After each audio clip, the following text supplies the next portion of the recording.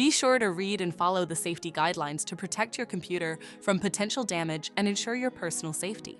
For more information about safety guidelines, see the owner's manual at dell.com/support.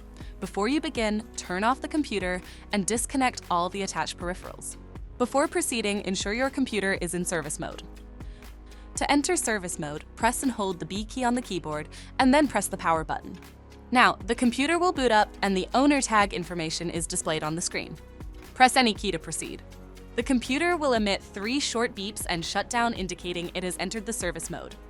Loosen the captive screws holding the base cover in place. Using a plastic scribe, pry the base cover from the palm rest assembly, starting at the top edge and working your way around to release it from all sides. Now, lift the base cover from the palm rest assembly. If your computer is unable to enter service mode, disconnect the battery cable from the system board.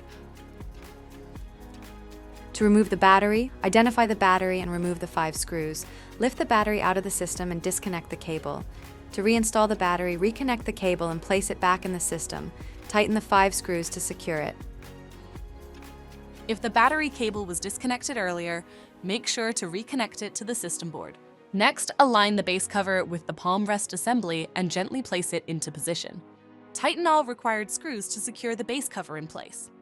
To exit service mode, connect the AC adapter and press the power button. Please note, the system will only power on and exit service mode if the adapter is connected. For more information about your Dell system, visit dell.com/support.